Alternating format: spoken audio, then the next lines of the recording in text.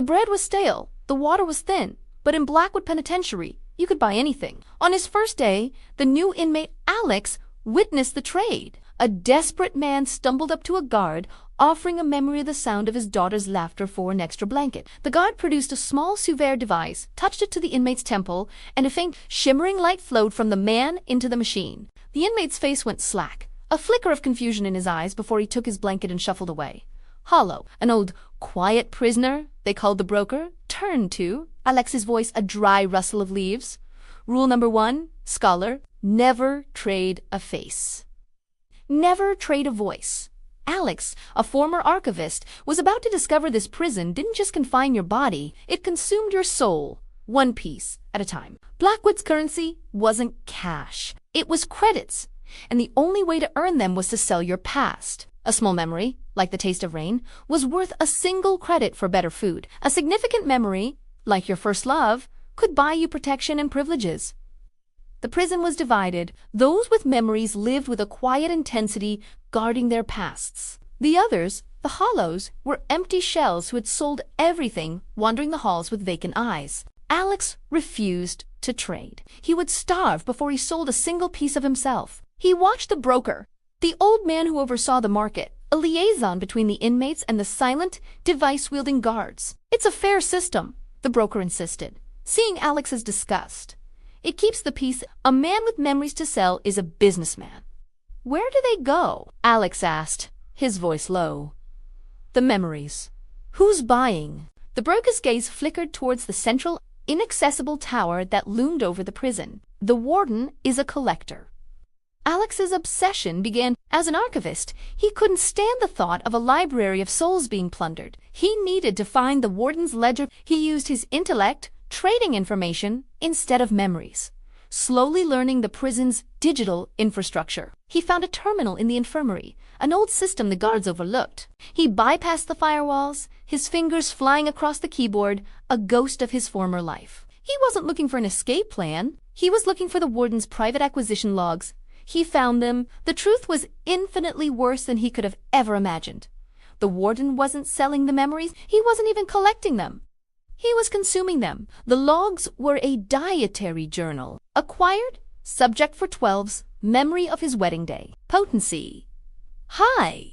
The warden was an ancient entity, kept alive for centuries by experiencing the lives of others. Blackwood Penitentiary wasn't a prison, it was a pharmacy. The broker and the guards weren't just maintaining order.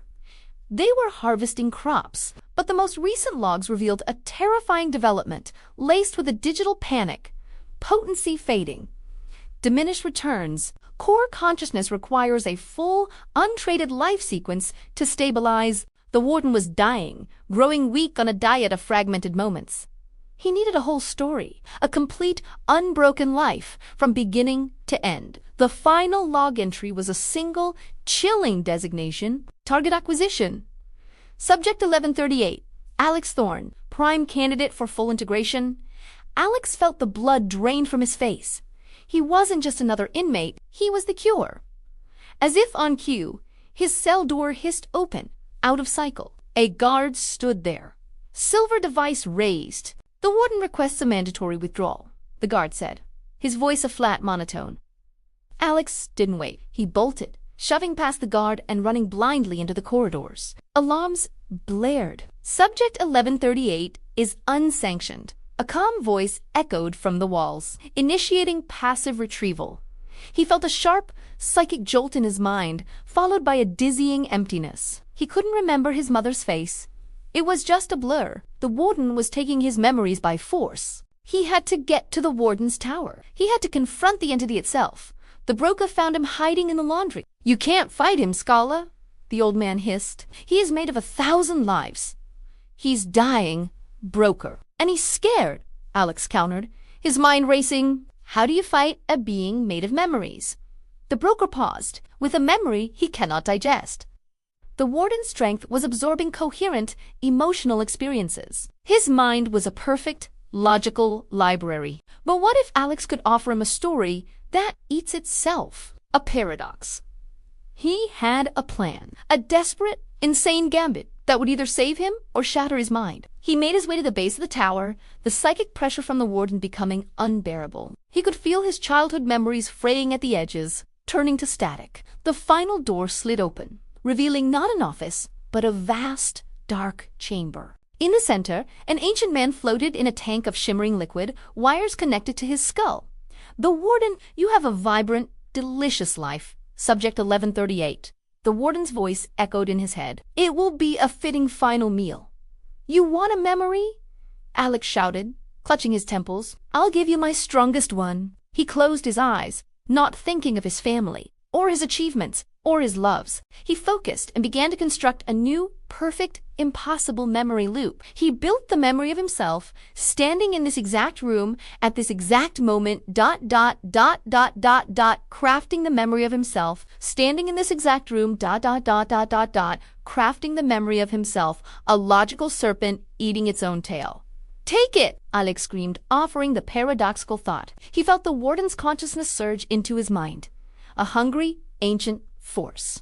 It latched onto the memory, and for a moment, the warden's psychic voice filled his head with triumphant glee. Then, confusion. The warden tried to process the memory, but it couldn't find an end.